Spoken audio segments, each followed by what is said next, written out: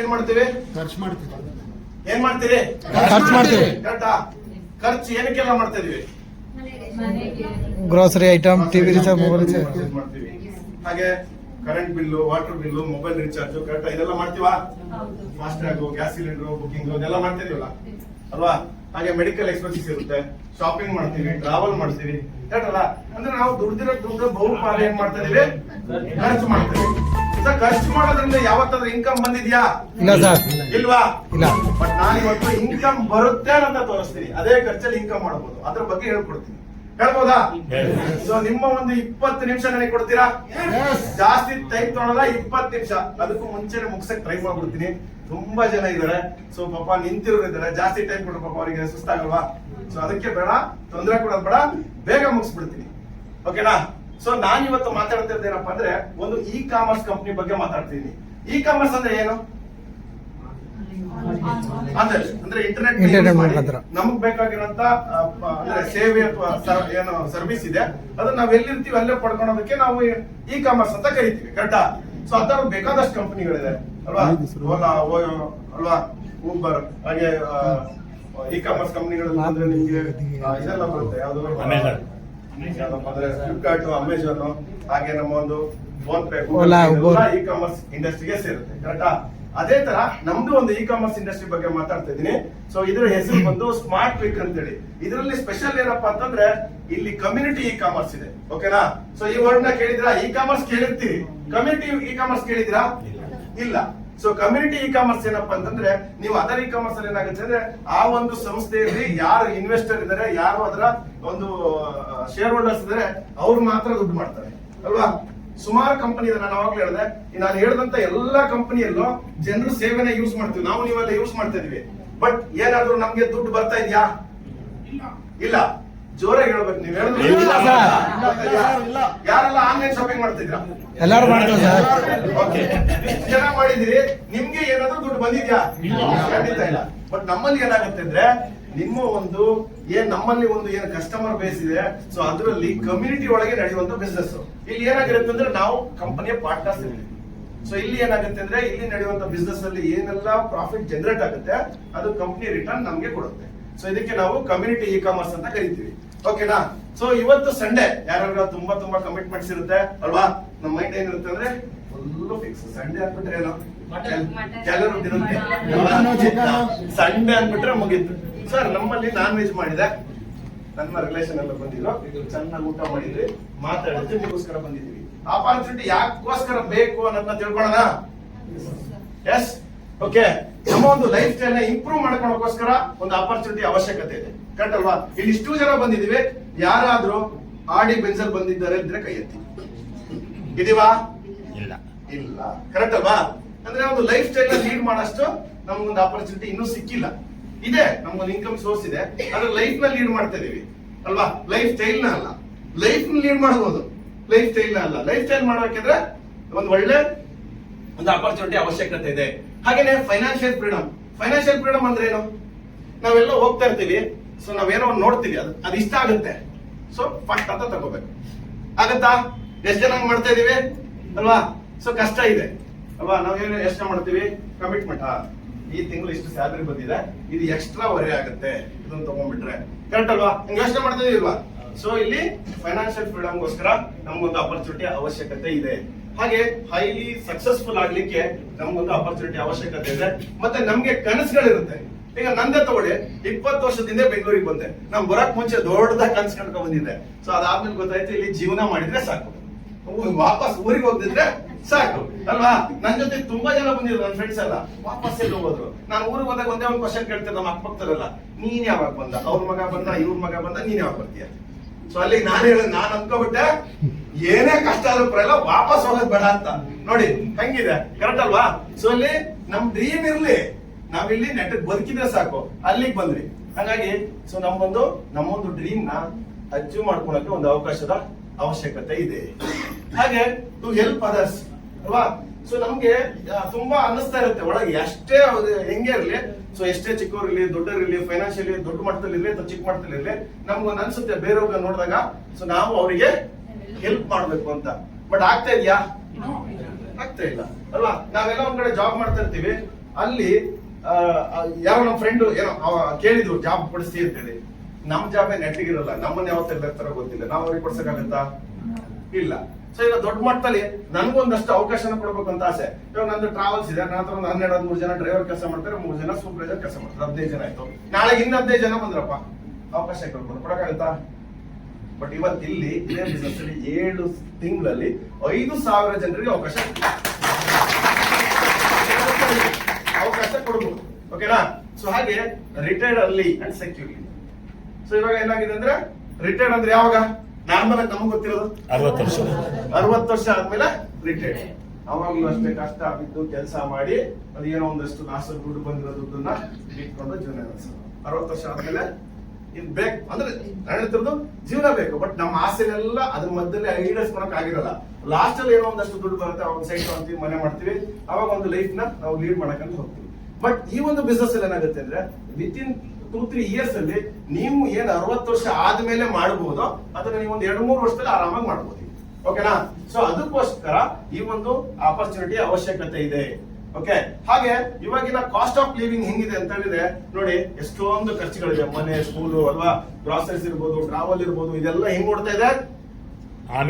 ಮೊಲದ ತರ ಓಡ್ತಾ ಇದೆ, ಸ್ಪೀಡ್ ಆಗಿ. ಕರೆಕ್ಟಾ? ಸೊ ನಮ್ಮ ಇನ್ಕಮ್ ಹೆಂಗ್ ಓಡಕ್ ಬರ್ತಾ ಇದೆ?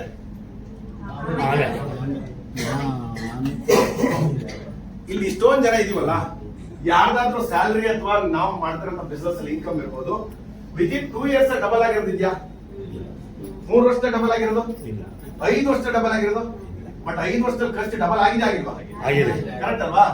ಸೊ ಏನಾಗಿದೆ? ಡಬಲ್ ಆಗಿದೆ, ಓಡ್ತಾ ಇದೆ ಸ್ಪೀಡ್ ಆಗಿ. ಬಟ್ ಏನಾಗ್ತದೆ? ಮ್ಯಾಚ್ ಆಗ್ತಾ ಇಲ್ಲ.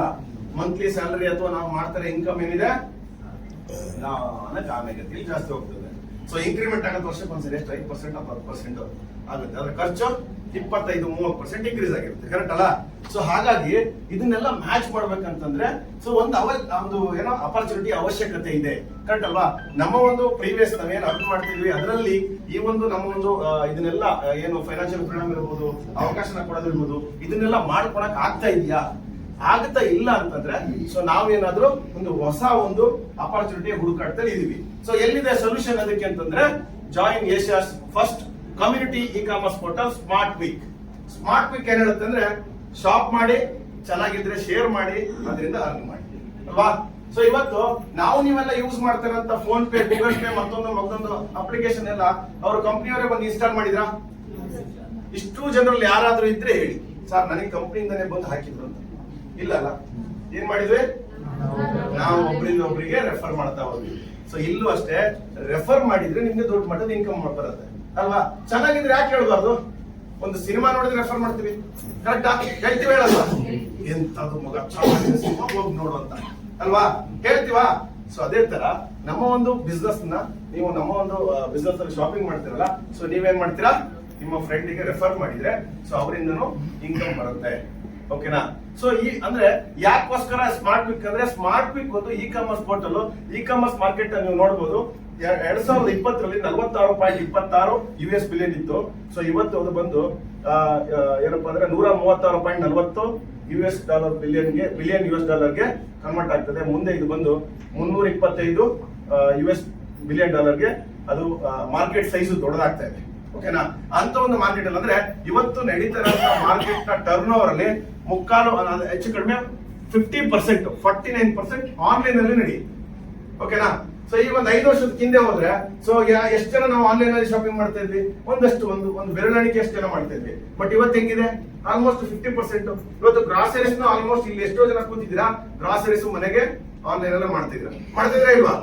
ಅಲ್ವಾ? ಅಷ್ಟು ದೊಡ್ಡ ಮಟ್ಟದಲ್ಲಿ ಬೆಳವಣಿಗೆ ಆಗಿರ್ತಾರಂತ ಒಂದು ಇಂಡಸ್ಟ್ರಿಯಲ್ಲಿ ನಾವು ನೀವೆಲ್ಲ ಇದೀವಿ. ಸೊ ಹಾಗೆ ಈ ಕಂಪನಿ ಬಗ್ಗೆ ತಿಳ್ಕೊಳ್ಳೋದಾದ್ರೆ, ಕಂಪನಿ ಡಿಸೆಂಬರ್ 6, 2023ರಲ್ಲಿ ಬೆಂಗಳೂರಿನಲ್ಲಿ ಇದೇ ಕಾರ್ಪೊರೇಟ್ ಆಫೀಸು, ಇಲ್ಲಿ ರಿಜಿಸ್ಟರ್ ಆಗಿರೋಂಥ ಕಂಪನಿ, ಇದೇ ನಮ್ಮ ಕಾರ್ಪೊರೇಟ್ ಆಫೀಸ್ ನ ಅಡ್ರೆಸ್, ಹಾಗೆ ಫೋನ್ ನಂಬರು, ಇಮೇಲ್ ಐಡಿ ಎಲ್ಲ ನಮಗೆ ಸಿಗ್ತಾ ಹೋಗುತ್ತೆ. ಸೊ ಇದೆ, ಯಾವ ಫಾರಿನ್ ಕಂಪನಿ ಅಲ್ಲ ಅಥವಾ ಬೇರೆ ಯಾವ್ದು ಅಲ್ಲ. ಸೊ ಕನ್ನಡಿಗರ ಕಂಪನಿ, ಇಲ್ಲೇದೇ ಕಂಪನಿ, ಇಲ್ಲೇ ಇರೋರು, ಸುಮಾರು 10 ವರ್ಷ ಇ ಕಾಮರ್ಸ್ ಇಂಡಸ್ಟ್ರಿಯಲ್ಲಿ ಎಕ್ಸ್ಪೀರಿಯನ್ಸ್ ಇರೋಂತ ವ್ಯಕ್ತಿ ಈ ಒಂದು ಕಂಪನಿನ ಸ್ಟಾರ್ಟ್ ಮಾಡಿರೋದು. ಓಕೆನಾ? ಸೊ ಕಂಪನಿಯ ಹೆಡ್ ಆಫೀಸ್ ಇದೇನೆ. ಕ್ಲಿಯರ್ ಅಲ್ಲ? ಯಾರಿಗಾರ ಡೌಟ್ ಇದೆಯಾ ಕಂಪನಿ ಎಲ್ಲದ ಅಂತ? ಸೊ ಯಾಕೆ ಹೇಳ್ತಿದ್ದೀನಿ ಅಂದ್ರೆ ಇದು ನಿಮಗೆ ಗೊತ್ತಿರಬೇಕು. ನಾವು ಎಷ್ಟೊಂದ್ ಸಾರಿ ನೋಡ್ತೀವಿ ಬೇರೆ ಬೇರೆ ಎಲ್ಲೋ ಇರೋ ಕಂಪನಿ ಬಗ್ಗೆ ಮಾತಾಡ್ತೀವಿ ಅಲ್ವಾ. ಯಾರೆಲ್ಲ ಫ್ಲಿಪ್ಕಾರ್ಟ್ ಆಫೀಸ್ ಹೋಗಿದ್ದೀರಿ ಅಥವಾ ಎಲ್ಲಿದೆ ಅಂತ ಗೊತ್ತಿದ್ಯಾ? ಅಮೆಜಾನ್ ಆಫೀಸ್ ಎಲ್ಲಿದೆ ಗೊತ್ತಿದ್ಯಾ? ಬಟ್ ನಾವು ಟ್ರಸ್ಟ್ಫುಲ್ ಆಗಿ ವ್ಯವಹಾರ ಮಾಡ್ತಾ ಇದೀವಲ್ಲ ಸೇಮ್ ಇಲ್ಲೂ ಅಷ್ಟೇ. ಸೊ ಬಟ್ ಕಂಪನಿ ಏನಪ್ಪಾ ಅಂದ್ರೆ ಇಲ್ಲಿದೆ ಕಂಪನಿ, ಓಕೆನಾ. ಸೊ ನಮ್ಮ ಕಂಪನಿಯಲ್ಲಿ ಏನಪ್ಪಾ ಅಂತಂದ್ರೆ ಯಾವುದೇ ಒಂದು ನೀವು ಇದನ್ನ ಪ್ರಾಡಕ್ಟ್ ಅಥವಾ ಸೇವೆನ ಇಲ್ಲಿ ನೀವು ಮಾಡಿದ್ರೆ ಅದಕ್ಕೆ ಕ್ಯಾಶ್ ಬ್ಯಾಕ್ ಪಾಯಿಂಟ್ ಬರುತ್ತೆ. ಅದೇ ತರ ಫ್ರೀ ರಿಜಿಸ್ಟ್ರೇಷನ್ ಇರುತ್ತೆ. ಹಾಗೆ ನಿಮ್ಮ ಒಂದು ಫ್ರೆಂಡ್ಸ್ ಯಾರೆಲ್ಲ ಇದರಿಂದ ರೆಫರ್ ಇಂದ ಬಂದು ಅವರ ಒಂದು ಶಾಪಿಂಗ್ ನ ಮಾಡ್ತಾರೆ ಅದ್ರಲ್ಲೂ ಸಹ ನಿಮ್ಗೆ ಇಲ್ಲಿ ಕ್ಯಾಶ್ ಬ್ಯಾಕ್ ಪಾಯಿಂಟ್ ಸಿಗ್ತಾ ಹೋಗುತ್ತೆ, ಓಕೆನಾ. ಸೊ ಹಾಗೆ ನಮ್ಮ ಒಂದು ಇ-ಕಾಮರ್ಸ್ ಪೋರ್ಟಲ್ ನೀವು ನೋಡಬಹುದು shop online and offline at your convenient time, ಓಕೆನಾ. ಸೊ ಇವತ್ತು ನಾವು ಶಾಪಿಂಗ್ ಮಾಡ್ಲಿಕ್ಕೆ ಏನ್ ಮಾಡ್ತೀವಿ, ಆಚೆ ಹೋಗ್ತಾ ಇದ್ದು ಮೊದಲೆಲ್ಲ ಈಗ ಕಡಿಮೆ ಆಗಿದೆ. ಆಚೆ ಹೋಗುವಾಗ ಏನ್ ಯಾವ ಟೈಮಲ್ಲಿ ಹೋಗ್ಬೇಕು, ನಾವು ಒಂದು ಕಂಫರ್ಟಬಲ್ ಆಗಿರೋಂತ ಟೈಮಲ್ಲಿ ಹೋಗ್ಬೇಕು, ನಾವು ಫ್ರೀ ಇರ್ಬೇಕು ಅಲ್ವಾ. ಸೊ ಇಲ್ಲಿಂದ ಚಿಕ್ಕಪೇಟೆ ಎಕ್ಸಾಂಪಲ್ ಹೇಳ್ತೇನೆ, ಚಿಕ್ಕಪೇಟೆಗೆ ಹೋಗ್ಬೇಕು ಶಾಪಿಂಗ್ ಮಾಡಿ ಅಲ್ವಾ. ಚಿಕ್ಕಪೇಟೆಗೆ ಅಂದ್ರೆ ನಾವು ನೈಟ್ ಮಿಡ್ ನೈಟ್ 12 ಗಂಟೆಗೆ ಹೋಗತ್ತಾ ಆಗತ್ತಾ? ಇಲ್ಲ. ಬಟ್ ಇಲ್ಲಿ ಏನಾಗುತ್ತೆ ಅಂದ್ರೆ ಇದು ಆನ್ಲೈನ್. ನೀವು ಯಾವಾಗ ಬೇಕಾದ್ರು ಈಗ ಆಫೀಸ್ ಇಂದ ಬಂದಿದ್ರಿ, ನೈಟ್ 10 ಗಂಟೆ 11 ಗಂಟೆ ಆಗಿದೆ, ಊಟ ಗಿಟ್ಟ ಎಲ್ಲ ಮಾಡಿ ಮಲ್ಗೋ ಟೈಮಲ್ಲಿ ಮೊಬೈಲ್ ಇಟ್ಕೊಂಡು ಶಾಪಿಂಗ್ ಮಾಡಿದ್ರು, ಆನ್ಲೈನ್ ಅಲ್ಲಿ ಶಾಪಿಂಗ್ ಮಾಡಿ ಕರೆಕ್ಟಾ. ಸೊ ಇಲ್ಲಿ ನಿಮ್ಗೆ ಏನಾಗುತ್ತೆ ಆನ್ಲೈನ್ ಅಲ್ಲಿ ಸಹ ಇದೆ. ಅದೇ ತರ ಆಫ್ಲೈನ್ ಬಗ್ಗೆ ಇದೆ, ಆಫ್ಲೈನ್ ಸಹ ಮಾಡಬಹುದು. ನಿಮ್ಮ ನಿಯರ್ ಬೈ ಇರುವಂತ ಯಾವುದೇ ಲೋಕಲ್ ಸ್ಟೋರ್ ಗಳಲ್ಲಿ ಹೋಗಿ ನೀವು ಶಾಪಿಂಗ್ ಮಾಡಿದ್ರು ಸಹ ಇಲ್ಲಿ ಕ್ಯಾಶ್ ಬ್ಯಾಕ್ ಪಾಯಿಂಟ್ ಬರುವಂತದ್ದು ಸಿಸ್ಟಮ್ ನ ಕಂಪನಿ ಮಾಡಿದೆ. ಹಾಗೆ ನಿಮ್ಗೆ ನಮ್ಮ ಕಂಪನಿಯಲ್ಲಿ ಯಾವುದೋ ಒಂದು ಪ್ರಾಡಕ್ಟ್ ಇಲ್ಲ ಅಂತ ಇಟ್ಕೊಳ್ಳಿ, ಅದನ್ನ ನೀವು ನಿಮ್ಗೆ ಬೇಕಾಗಿರುವಂತ ಬ್ರಾಂಡ್ ಅನ್ನ ವೋಚರ್ ನ ಜನರೇಟ್ ಮಾಡ್ಕೊಂಡು ಅಲ್ಲಿ ಹೋಗಿ ಪರ್ಚೇಸ್ ನ ಮಾಡಬಹುದು. ಅದೇ ತರ ಗ್ರಾಸರೀಸ್ ಇರುತ್ತೆ, ಎಬೋ 500 ರುಪೀಸ್ ಬೆಂಗಳೂರಿನಲ್ಲಿ ನಿಮ್ಗೆ ಫ್ರೀ ಶಿಪ್ಪಿಂಗ್ ಇರುತ್ತೆ. ಮಿಕ್ಕ ಎಲ್ಲ ಪ್ರಾಡಕ್ಟ್ ನಿಮ್ಗೆ free shipping all over India ಇರುತ್ತೆ, ಓಕೆನಾ. ಗ್ರಾಸರೀಸ್ ಮಾತ್ರ ಬೆಂಗಳೂರಿಗೆ ಮಾತ್ರ ಇರುತ್ತೆ. ಇವಾಗ ಫ್ಯೂಚರ್ ಅಲ್ಲಿ ಅದು ನಿಮ್ಗೆ ಬೇರೆ ಬೇರೆ ಸಿಟಿಗೆ ಇದಾಗುತ್ತೆ. ಹಾಗೆ ನಮ್ಮಲ್ಲಿ ಪ್ರೀಪೇಯ್ಡ್ ಕಾರ್ಡ್ ಕೊಡ್ತೀವಿ. ಈಗ ನಮ್ಮ ಒಂದು ಪೋರ್ಟಲ್ ಬಂದು ಹೊಸದಿದೆ, ಕರೆಕ್ಟಾ. ಈಗ ನಾವು ಬೇರೆ ಅದರ್ ಇ-ಕಾಮರ್ಸ್ ತಗೊಂಡ್ರೆ ಅಲ್ಲಿ ಏನಾಗುತ್ತೆ, 30 ವರ್ಷ 20 ವರ್ಷ ಈ ತರದ ಕಂಪನಿಗಳಿದೆ, ಅಲ್ಲಿ ಏನ್ ಹುಡುಕಿದ್ರು ನಿಮ್ಗೆ ಸಿಗುತ್ತೆ, ಕರೆಕ್ಟ್ ಆಪ್ಷನ್ ಇದೆ ಅಲ್ಲಿ. ಬಟ್ ಇಲ್ಲಿ ಏನಾಗುತ್ತೆ, ಹೊಸ ಕಂಪನಿ ಆಗಿರೋದ್ರಿಂದ ನೀವು ಅನ್ಕೊಂಡಿರೋ ಪ್ರಾಡಕ್ಟ್ ಅಥವಾ ನೀವು ಅನ್ಕೊಂಡಿರೋಂತ ಯಾವ್ದೋ ಒಂದು ವಸ್ತು ಸಿಕ್ಕಿಲ್ಲ ಅಂತ ಇಟ್ಕೊಳ್ಳಿ. ಸೊ ಅವಾಗ ನೀವೇನ್ ಮಾಡ್ತೀರಾ, ಬೇಕೇ ಬೇಕು ಅಂದ್ರೆ ತಗೊಂಡ್ತೀರಾ, ಕರೆಕ್ಟಾ. ಸೊ ಆಚೆ ತಗೊಳುವಾಗ ಸೊ ನೀವೇನ್ ಮಾಡ್ತೀರಾ, ನಿಮ್ಮ ಒಂದು ಪೇಮೆಂಟ್ ಆಪ್ಷನ್ ನ ಚೇಂಜ್ ಮಾಡ್ತೀರಾ ಅಷ್ಟೇ. ಈ ಒಂದು ಪ್ರೀಪೇಯ್ಡ್ ಕಾರ್ಡ್ ಬರುತ್ತೆ. ಸೊ ಈ ಕಾರ್ಡಿಗೆ ನಿಮ್ಗೆ ಬೇಕಾಗಿರೋಷ್ಟು ಎಷ್ಟು ದುಡ್ಡು ಬೇಕೋ ಅಷ್ಟನ್ನ ಲೋಡ್ ಮಾಡ್ಕೊಂಡು ಇದನ್ನ ಯೂಸ್ ಮಾಡಿ. ಎಲ್ಲಾರು ಯೂಸ್ ಮಾಡ್ಕೊಳ್ಳಿ. ನೀವು ಡಿಮಾರ್ಟ್ ಅಲ್ಲಿ ಯೂಸ್ ಮಾಡ್ತೀರಾ, ಅಪೋಲೋದಲ್ಲಿ ಯೂಸ್ ಮಾಡ್ತೀರಾ, ನಿಮಗೆ ಬೇಕಾದ ಕಡೆ ಈ ಒಂದು ಕಾರ್ಡ್ ನ ಯೂಸ್ ಮಾಡೋದ್ರ ಮುಖಾಂತರ ನಿಮ್ಗೆ ಏನ್ ಬೇಕು ಅದನ್ನ ಪರ್ಚೇಸ್ ಮಾಡಿ. ಅದಕ್ಕೂ ಸಹ ಇಲ್ಲಿ ಕ್ಯಾಶ್ ಬ್ಯಾಕ್ ಪಾಯಿಂಟ್ ಬರುತ್ತೆ. ಸೊ ಇಲ್ಲೇ ತಗೊಳ್ಳಿ ಅಂತಿಲ್ಲ, ನೀವ್ ಎಲ್ ಬೇಕಾದ್ರೂ ತಗೋಬಹುದು. ಕ್ಲಿಯರ್ ಅಲ್ಲ? ಸೊ ಈ ಒಂದು ಪ್ರೀಪೇಯ್ಡ್ ಕಾರ್ಡ್ಗೆ ನಿಮ್ಗೆ ಎಷ್ಟು ದುಡ್ಡು ಬೇಕೋ ಅಷ್ಟು ದುಡ್ಡನ್ನ ಹಾಕೊಳ್ಳಿ. ಇದರಲ್ಲಿ ಮಿನಿಮಮ್ ಬ್ಯಾಲೆನ್ಸ್ ಇಷ್ಟೇ ಇಡಬೇಕು, ಇಷ್ಟು ಮೇಂಟೈನ್ ಮಾಡೋಕೆ ಏನಿಲ್ಲ. ನಿಮ್ಗೆ ಎಷ್ಟು ದುಡ್ಡು ಬೇಕು, 1000 ಖರ್ಚಿದ್ಯಾ 1000 ಹಾಕೊಳ್ಳಿ, 2000 ಶಾಪಿಂಗ್ ಮಾಡಕ್ಕಿದ್ಯಾ 2000 ಲೋಡ್ ಮಾಡ್ಕೊಳ್ಳಿ. ನಿಮ್ಗೆ ಎಷ್ಟು ಬೇಕೋ ಅಷ್ಟನ್ನ ಹಾಕೊಂಡು ಆಚೆ ಯೂಸ್ ಮಾಡಬಹುದು. ಸೊ ಹಾಗೆ ನಮ್ಮಲ್ಲಿ ಏನಪ್ಪ ಅಂದ್ರೆ ರಿಜಿಸ್ಟರ್ ಕಸ್ಟಮರ್ ಆಗಿರೋರಿಗೆ ಇದೆಲ್ಲ ಬೆನಿಫಿಟ್ ಬರ್ತಾ ಹೋಗುತ್ತೆ. ಎಲಿಜಿಬಿಲಿಟಿ ಏನಪ್ಪಾ ಅಂದ್ರೆ 500 ಕ್ಯಾಶ್ ಬ್ಯಾಕ್ ಪಾಯಿಂಟ್ ನಿಮ್ಮ ಒಂದು ಐಡಿಯಲ್ಲಿ ಆಗಿದ್ರೆ ನೀವು ಎಲಿಜಿಬಲ್ ಇರ್ತೀರಾ ಈ ಒಂದು ಬಿಸ್ನೆಸ್ ಅಲ್ಲಿ ಇಷ್ಟೆಲ್ಲ ಏನು ಪ್ರಾಫಿಟ್ ನ ತಗೊಳ್ಳಿಕ್ಕೆ ಅಥವಾ ಬೆನಿಫಿಟ್ ನ ತಗೊಳ್ಳಿಕ್ಕೆ. ರಿಜಿಸ್ಟ್ರೇಷನ್ ಫ್ರೀ ಇರುತ್ತೆ. ಫ್ರೀ ರಿಜಿಸ್ಟ್ರೇಷನ್ ಇರೋದನ್ನ ನೀವು ಶಾಪಿಂಗ್ ಮಾಡಕ್ ಸ್ಟಾರ್ಟ್ ಮಾಡ್ತೀರಾ. ನಮ್ಮಲ್ಲಿ ಪ್ರತಿಯೊಂದು ಪ್ರಾಡಕ್ಟ್ ಏನಿರುತ್ತೆ ಕ್ಯಾಶ್ ಬ್ಯಾಕ್ ಪಾಯಿಂಟ್ ಇರುತ್ತೆ. ಆ ಕ್ಯಾಶ್ ಬ್ಯಾಕ್ ಪಾಯಿಂಟ್ ಆಡ್ ಆಗ್ತಾ ಒಂದ್ 500 ಪಾಯಿಂಟ್ಸ್ ಆಯ್ತು ಅಂದ್ರೆ ನೀವು ಬಿಸ್ನೆಸ್ ಮಾಡಕ್ಕೆ ಎಲಿಜಿಬಲ್ ಆಗ್ತೀರಾ. ಆ ತರ ಬೇಕಾದ್ರೂ ಮಾಡಬಹುದು, ಅಥವಾ ಡೈರೆಕ್ಟ್ ಆಗಿ 500 ಪಾಯಿಂಟ್ಸ್ ಇರೋ ಪ್ರಾಡಕ್ಟ್ ಬೇಕಾದ್ರೂ ತಗೋಬಹುದು. ಸೊ ಈ ತರ ನಿಮ್ಗೆ ಒಂದು ಎಲಿಜಿಬಿಲಿಟಿ. ಸೊ ಇಲ್ಲಿ ಏನ್ ಬರುತ್ತೆ ಅಂತಂದ್ರೆ ನಿಮ್ಗೆ ಕಮ್ಯುನಿಟಿ ರೀಪರ್ಚೇಸ್ ಬೆನಿಫಿಟ್ ಬರುತ್ತೆ, ಹಾಗೆ ಕಮ್ಯುನಿಟಿ ಗ್ರೂಪ್ ಮ್ಯಾಚಿಂಗ್ ಬೆನಿಫಿಟ್ ಬರುತ್ತೆ, ಕಮ್ಯುನಿಟಿ ಕ್ಲಬ್ ರಿವಾರ್ಡ್ಸ್ ಅಂತ ಬರುತ್ತೆ, ಫ್ರೀ ಫಾರಿನ್ ಟ್ರಿಪ್ಸ್ ಇರುತ್ತೆ. ಇದಿಷ್ಟು ನಿಮ್ಗೆ ಈ ಒಂದು ಬಿಸ್ನೆಸ್ ಅಲ್ಲಿ ಸಿಗುವಂತದ್ದು. ಸೊ ಹಾಗೇನೆ ನಮ್ಮಲ್ಲಿ ನಿಮ್ಗೆ ಏನೆಲ್ಲ ಕ್ಯಾಶ್ ಬ್ಯಾಕ್ ಪಾಯಿಂಟ್ ಅಂತ ಹೇಳಿದೆ ಇದೆಲ್ಲ ನಿಮ್ಮ ಅಕೌಂಟಿಗೆ ಬರುತ್ತೆ. ಈಗ ನಾನು ತೋರಿಸಿರೋ ಕಾರ್ಡಿಗೆ ಬರಲ್ಲ, ಅಥವಾ ನಮ್ಮ ವೆಬ್ಸೈಟ್ ಅಲ್ಲೇ ನೀವು ಮತ್ತೆ ರಿಟರ್ನ್ ಪರ್ಚೇಸ್ ಮಾಡ್ಬೇಕಂತ ಇಲ್ಲ. ಸೊ ನಿಮ್ಮ ಎಷ್ಟು ಪಾಯಿಂಟ್ಸ್ ಬರುತ್ತೆ ಅಷ್ಟು ಪಾಯಿಂಟ್ ನಿಮ್ಗೆ ನಿಮ್ಮ ಒಂದು ಬ್ಯಾಂಕ್ ಅಕೌಂಟ್ಗೆ ಕ್ರೆಡಿಟ್ ಆಗುತ್ತೆ. 5% TDS ಕಟ್ ಆಗುತ್ತೆ, ಲೀಗಲ್ ಅಮೌಂಟ್, ಓಕೆನಾ. ಸೊ ನಿಮಗೆ ನಿಮ್ಮ ಒಂದು ಬ್ಯಾಂಕ್ ಅಕೌಂಟ್ಗೆ ಎಲ್ಲ ಪಾಯಿಂಟ್ಸ್ ಬರುತ್ತೆ, ಓಕೆನಾ. 1 ಪಾಯಿಂಟ್ = 1 ರೂಪಾಯಿ ಅದು. ಹಾಗೆ ನಮ್ಮ ಒಂದು ವೆಬ್ಸೈಟ್ ವಿಸಿಟ್ ಮಾಡಿದ್ರೆ ನೀವು ನೋಡಬಹುದು. ಸೊ ಒಂದಷ್ಟು ಪ್ರಾಡಕ್ಟ್ ಇದೆ, ಎಕ್ಸಾಂಪಲ್ ಇದೊಂದು ಪ್ರಾಡಕ್ಟ್ ಇದೆ ನೋಡಿ, ಅದರ ಪ್ರೈಸ್ MRP ಇದೆ, ಡಿಸ್ಕೌಂಟ್ ಪ್ರೈಸ್ ಇದೆ, ಜೊತೆಗೆ ನಿಮ್ಗೆ ಇಲ್ಲಿ CBP ಅಂತ ಕಾಣಿಸ್ತಿದೆ, cash back point 75 cash back point ಇದೆ, ಅಂದ್ರೆ 75 ರೂಪಾಯಿ ನಿಮ್ಗೆ ರಿಟರ್ನ್ ಬರುತ್ತೆ. ಸೊ ಈ ತರ, ಓಕೆನಾ. ನೀವು ಶಾಪಿಂಗ್ ಮಾಡೋದು ಬರುತ್ತೆ, ನಿಮ್ ಟೀಮ್ ಅಲ್ಲಿ ಇರೋ ಅಥವಾ ನೀವು ಯಾರು ರೆಫರ್ ಮಾಡಿರ್ತೀರಿ ಅವರಿಂದನೂ ಬರುತ್ತೆ. ಕಮ್ಯುನಿಟಿ ರೀಪರ್ಚೇಸ್ ಬೆನಿಫಿಟ್ ಎಲ್ಲಿಂದ ಬರುತ್ತೆ ಅಂದ್ರೆ, ಸೊ ನಾವು ಅವಾಗಲೇ ಮಾತಾಡಿದ್ವಿ, ಖರ್ಚು ಮಾಡ್ತಿದೀವಲ್ಲ, ಏನೆಲ್ಲ ಖರ್ಚು ಮಾಡ್ತೀವಿ? ಗ್ರಾಸರೀಸ್ ಖರ್ಚು ಮಾಡ್ತಾ ಇದೀವಿ, ವಾಟರ್ ಬಿಲ್ ಪೇ ಮಾಡ್ತಾ ಇದೀವಿ, ಎಲೆಕ್ಟ್ರಿಸಿಟಿ ಬಿಲ್ ಪೇ ಮಾಡ್ತಾ ಇದೀವಿ, ಹೋಟೆಲ್, ಮೆಟ್ರೋ ರೀಚಾರ್ಜ್, ಕರೆಕ್ಟಾ, ಮೆಡಿಸಿನ್, DTH, ಫ್ಯೂಯಲ್, ಗ್ಯಾಸ್ ಅಲ್ವಾ, ಫಾಸ್ಟ್ ಟ್ಯಾಗ್ ರೀಚಾರ್ಜ್, ಇದಕ್ಕೆಲ್ಲ ನಾವೇನ್ ಖರ್ಚು ಮಾಡ್ತಿದ್ವಿ ಅದೇ ಖರ್ಚಿನಿಂದ ನಿಮ್ಗೆ ಇಲ್ಲಿ ರೀಪರ್ಚೇಸ್ ಇನ್ಕಮ್ ಬರ್ತಾ ಹೋಗುತ್ತೆ. ಸೊ ಮಿನಿಮಮ್ ಎಷ್ಟಪ್ಪ ಅಂದ್ರೆ 100 ಪಾಯಿಂಟ್ಸ್ ಆಗಿದ್ರೆ ಆಯ್ತು. ಏನಾಗಿರ್ಬೇಕು? 1 ಮಂತ್ಗೆ 100 ಪಾಯಿಂಟ್ಸ್. 100 ಪಾಯಿಂಟ್ಸ್ ಯಾವ ತರ ಆಗುತ್ತೆ ಅಂದ್ರೆ, ನಾನು ಅವಾಗ್ಲೇ ಹೇಳಿದೆ, ಒಂದು ಕಾರ್ಡಲ್ಲಿ ದುಡ್ಡು ಹಾಕೊಂಡು ನೀವು ಆಚೆ ತಗೊಂಡ್ರು ಪಾಯಿಂಟ್ಸ್ ಬರುತ್ತೆ, ನಮ್ಮ ವೆಬ್ಸೈಟ್ ವಿಸಿಟ್ ಮಾಡಿ ಅಲ್ಲಿ ಪರ್ಚೇಸ್ ಮಾಡಿದ್ರು ಬರುತ್ತೆ, ನಿಮ್ಮ ರೀಚಾರ್ಜ್ ಮಾಡಿದ್ರು ಬರುತ್ತೆ, ಫಾಸ್ಟ್ ಆಗಿರ್ಬೋದು, ಗ್ಯಾಸ್ ಬುಕಿಂಗ್ ಇರ್ಬೋದು, ಎಲ್ಲದ್ರಿಂದ ನಿಮ್ಗೆ ಇಲ್ಲಿ ಪಾಯಿಂಟ್ಸ್ ಆಡ್ ಆಗ್ತಾ ಹೋಗುತ್ತೆ. 100 ಪಾಯಿಂಟ್ಸ್ ಆಯ್ತು ಅಂದ್ರೆ ನೀವು ಎಲಿಜಿಬಲ್ ಇರ್ತೀರಾ ಈ ಒಂದು ಬಿಸ್ನೆಸ್ ಅಲ್ಲಿ ಇನ್ಕಮ್ ನ ತಗೊಳ್ಳಿಕ್ಕೆ. ಹಾಗೆ ನಿಮ್ಗೆ ನಿಮ್ಮ ಒಂದು ಕ್ಲೋಸ್ ಗ್ರೂಪ್, ನೀವು ಯಾರಿಗೆಲ್ಲ ರೆಫರ್ ಮಾಡಿದೀರಾ ಅವರು ನಿಮ್ಮ ಫಸ್ಟ್ ಲೆವೆಲ್ ಅಂತ ಕರಿತೀವಿ. ಅವರು ಯಾರಿಗೆಲ್ಲ ರೆಫರ್ ಮಾಡ್ತಾರೆ ಅದು ಸೆಕೆಂಡ್ ಲೆವೆಲ್ ಅಂತ ಬರುತ್ತೆ ಅಲ್ವಾ. ಸೊ ಈಗ ನಾವು ಮೊದಲಂತ ಹೇಳಿದ್ರೆ, ನಾವು ಫೋನ್ ಪೇಲಿ ನಾನು ಒಬ್ಬರಿಗೆ ಇವರಿಗೆ ಸಾರಿಗೆ ರೆಫರ್ ಮಾಡಿದೆ ಅಂದ್ರೆ ಅವ್ರು ಇನ್ಸ್ಟಾಲ್ ಮಾಡ್ಕೊಂಡಾಗ ನಾವು ಒಂದು ಬೆನಿಫಿಟ್ ಬರೋದ, ಅವ್ರು ತಿರ್ಗಾ ಮೇಡಮ್ ಕಳಿಸಿದ್ರು, ನನಗೆ ಬರ್ತಿಲ್ಲ, ಅವ್ರಿಗೆ ಬರ್ತಾ ಇತ್ತು. ಅದು ಸಿಂಗಲ್ ಲೆವೆಲ್ ರೆಫರಲ್ ಮಾಡಲ್ಲ, ನಮ್ದು 10 ಲೆವೆಲ್ ರೆಫರಲ್ ಮಾಡೋದು, ಇಷ್ಟೇ ಡಿಫರೆನ್ಸ್. ಅರ್ಥ ಆಗ್ತಿದ್ಯಾ? ಸೊ ನಾನ್ ನಿಮ್ಗೆ ರೆಫರ್ ಮಾಡಿದ್ರೆ ನೀವು ನನಗೆ ಫಸ್ಟ್ ಲೆವೆಲ್, ನೀವು ಅವ್ರಿಗೆ ರೆಫರ್ ಮಾಡಿದ್ರೆ ಅವ್ರು ಯಾರು ಅಂತ ಗೊತ್ತಿಲ್ಲ, ಬಟ್ ನನಗೆ ಸೆಕೆಂಡ್ ಲೆವೆಲ್. ಸೊ ಅವರಿಂದ ಅವ್ರಿಗೆ ರೆಫರ್ ಆಯ್ತು ಅದು 3 ಲೆವೆಲ್, ಈ ತರ ರೆಫರಲ್ ಹೋಗುತ್ತೆ. ಓಕೆ, ಸೊ ಇಲ್ಲಿ ನಿಮ್ಗೆ ಏನೇ ಪೇಔಟ್ಸ್ ಬಂದ್ರು ಇದು ನಿಮ್ಗೆ ಮಂತ್ಲಿ ಬರುತ್ತೆ. ಯಾಕೆ?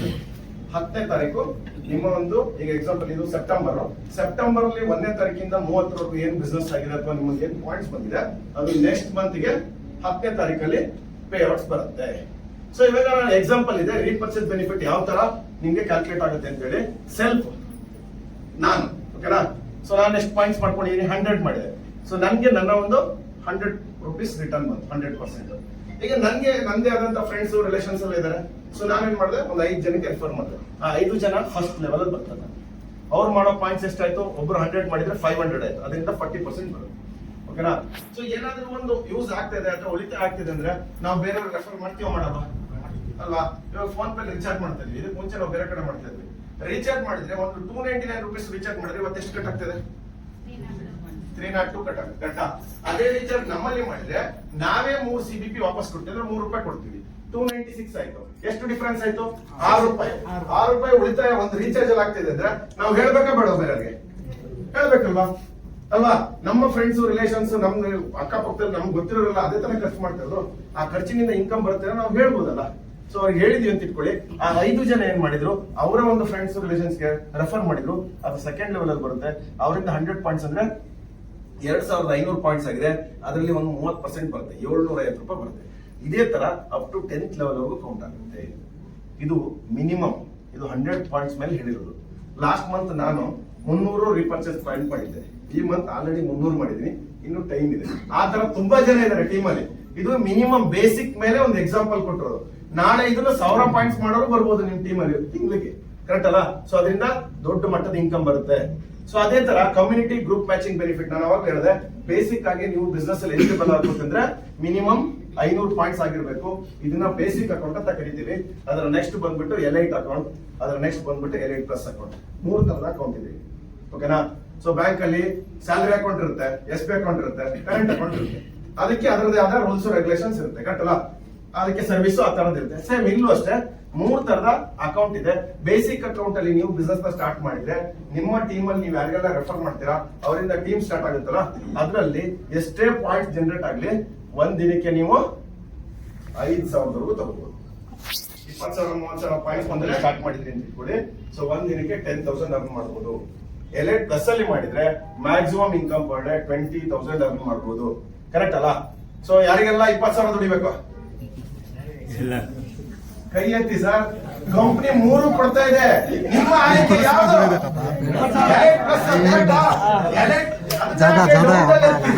ಯಾರಿಗಾದ್ರೂ ಕೊಡುತ್ತಾ ಕೊಡಲ್ಲ ಅಂತ ಡೌಟ್ ಇದ್ರೆ ಪ್ರೆಸೆಂಟೇಶನ್ ಆದ್ಮೇಲೆ ನನ್ನ ಹತ್ರ ಬನ್ನಿ, ನಾನು ತೋರಿಸ್ತೀನಿ. ಬರ್ತಾ ಇದೆ ಅಲ್ವಾ? ಸೊ ಬರ್ತಾ ಇದೆ, ಅದಕ್ಕೆ ನಾನು ಹೇಳ್ತಾ ಇದೀನಿ. ಕೊಡೋದು ನೋಡಿ ಹೆಂಗೆ ಅಂತಂದ್ರೆ ನಮ್ ಜನರು ಕೊಡ್ತಾ ಇದೆಯಪ್ಪ ತಗೊಳ್ಳಿ ಅಂದ್ರು ಯೋಚನೆ ಮಾಡ್ತಾರೆ ಅಲ್ವಾ. ಸೊ ಕೊಡುತ್ತೆ ಕಂಪನಿ, ನಾವು ಧೈರ್ಯ ಮಾಡಿ ತಗೋಬೇಕು, ಕರೆಕ್ಟ್ ಅಲ್ವಾ.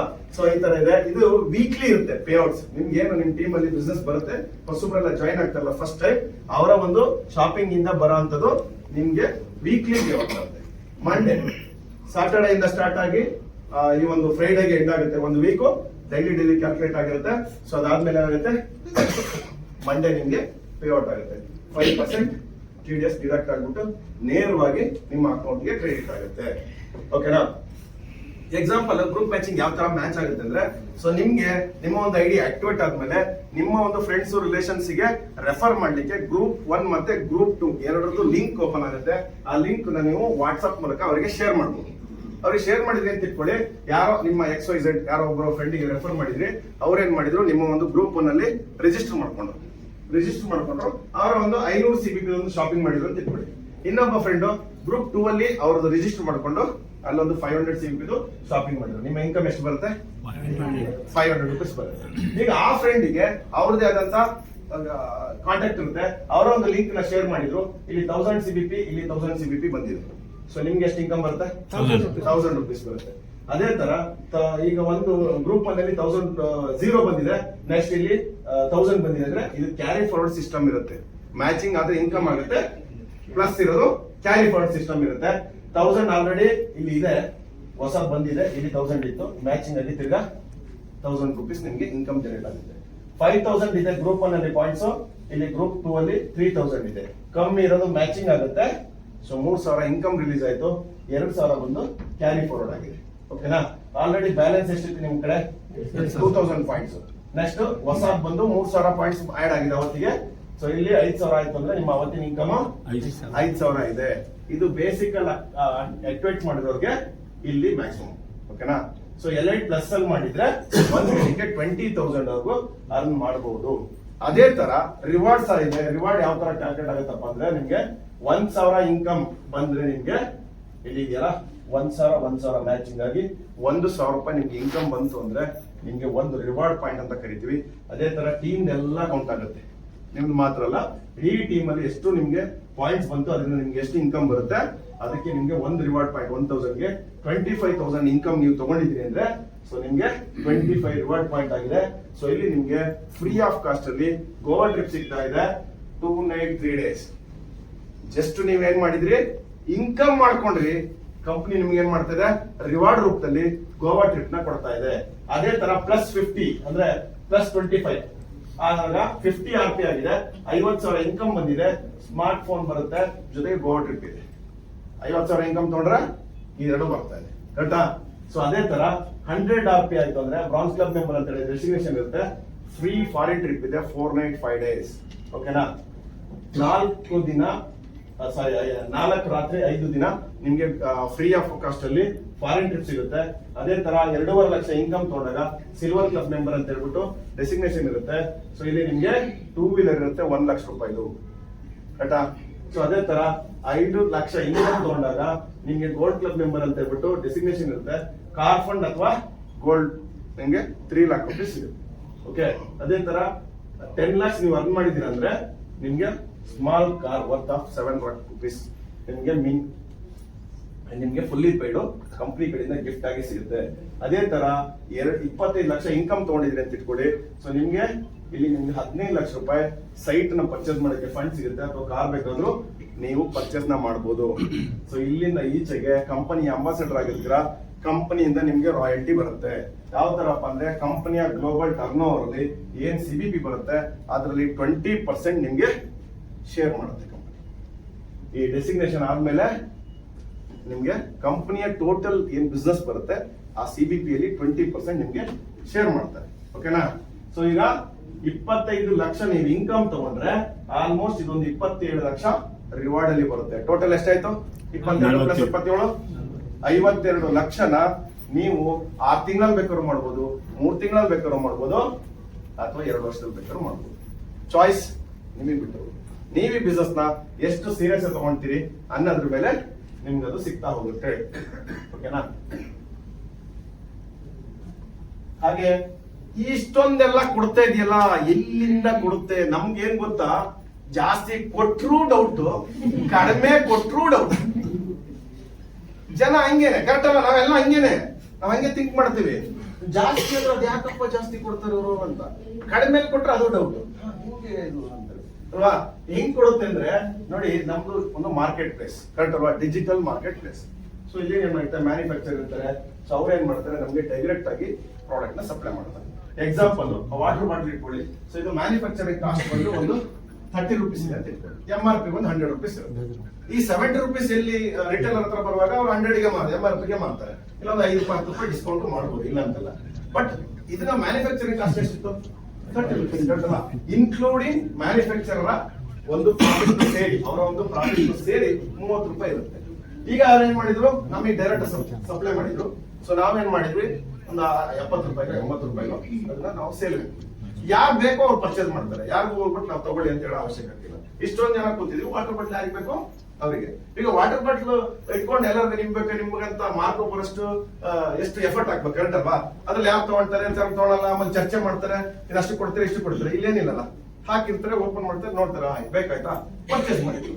ಅಲ್ಲಿ ಏನಾಗುತ್ತೆ, ಒಂದು ಮಾರ್ಜಿನ್ ಬರುತ್ತಲ್ಲ, ಆ ಮಾರ್ಜಿನ್ ಅಲ್ಲಿ ಕಂಪನಿ ಡೆವಲಪ್ಮೆಂಟ್ ಗೆ ಒಂದಷ್ಟು ಇಟ್ಕೊಂಡು ಕಂಪನಿ ಮಿಕ್ಕದನ್ನ ಶೇರ್ ಮಾಡುತ್ತೆ. ಎಕ್ಸಾಂಪಲ್ ಒಂದು 100 ರೂಪಾಯಿ ಪ್ರಾಫಿಟ್ ಮಾಡಿದೆ ಅಂತ ಇಟ್ಕೊಳ್ಳಿ. ಬೇರೆ ಕಂಪನಿ ಏನ್ ಮಾಡ್ತಾರೆ, ಆ 100 ರೂಪಾಯಿಲಿ 20 ರೂಪಾಯಿನ ಅಡ್ವರ್ಟೈಸ್ ಬ್ರಾಂಡಿಂಗ್ ಅದಕ್ಕೆ ಖರ್ಚು ಮಾಡ್ತಾರೆ, 80 ರೂಪಾಯಿನ ಅವ್ರ ಪಾಕೆಟ್ ಅಲ್ಲಿ ಇಟ್ಕೊಂತಾರೆ. ನಮ್ದೇನಿರುತ್ತೆ, 20 ರೂಪಾಯಿನ ಕಂಪನಿ ಡೆವಲಪ್ಮೆಂಟ್ ಇಟ್ಕೊಳುತ್ತೆ. ಈಗ ಪ್ರಮೋಷನ್ ಮಾಡ್ತಾ ಇರೋದು ಯಾರು? ನಾವು, ನೀವಲ್ಲ. ಸೊ ಕಂಪನಿ 80% ನ ನಮ್ಗೆ ಶೇರ್ ಮಾಡುತ್ತೆ. ಇಷ್ಟೇ ಸಿಸ್ಟಮ್, ಕಂಪನಿಯ ಪಾಕೆಟ್ ಇಂದ ಕೊಡಲ್ಲ. ಕ್ಲಿಯರಾ? ಸೊ ಅದೇ ತರ ನಮ್ಮಲ್ಲಿ ಸ್ಟ್ರಿಕ್ಟ್ ಆಗಿದೆ, ಯಾವುದೇ ಕಾರಣಕ್ಕೂ ಯಾರು ಕ್ಯಾಶ್ ಹ್ಯಾಂಡ್ಲ ಮಾಡಬೇಕು, ಮಾಡೋ ತರನೇ ಇಲ್ಲ. ನಮ್ದು ಯಾವ್ದನ್ನು ನಿಮ್ಗೆ ಕೈಯಲ್ಲಿ ದುಡ್ಡು ತಗೊಂಡು ಬ್ಯಾಂಕ್ ಅಕೌಂಟ್ಗೆ ಹಾಕು ಮತ್ತೊಬ್ಬರಿಗೆ ಕೊಡೋ ಇಲ್ಲ. ನಿಮ್ಮ PhonePe, Google Pay, debit card, credit card ಯಾವ್ದ್ರಿಂದನೂ ನಮ್ಮ ಒಂದು ಗೇಟ್ ವೇ ಮುಖಾಂತರ ಪರ್ಚೇಸ್ ನ ಮಾಡ್ತೀವಿ. ಓಕೆನಾ? ಸೊ RBI ಬರುವಂತ ಪೇಮೆಂಟ್ ಗೇಟ್ ವೇ ಇಂದ ನಿಮ್ಮ ವ್ಯವಹಾರ ನಡೆಯುತ್ತೆ. ಯಾವುದನ್ನು ಕಂಪನಿ ಅಕೌಂಟ್ಗೆ ಹಾಕೋದಾಗ್ಲಿ ಅಥವಾ ಲೀಡರ್ ಕೈ ಕೊಡೋದಾಗ್ಲಿ ಮತ್ತೊಂದು ಮಾಡೋ ಅವಶ್ಯಕತೆ ಇಲ್ಲ, ಮಾಡೋ ತರನೂ ಇಲ್ಲ. ಇಲ್ಲಿ ಹಾಕಿದೀವಿ ನೋಡಿ, ಏನಿದೆ, strictly no cash handling, use only online payments. ಕ್ಲಿಯರಾ? ಓಕೆನಾ?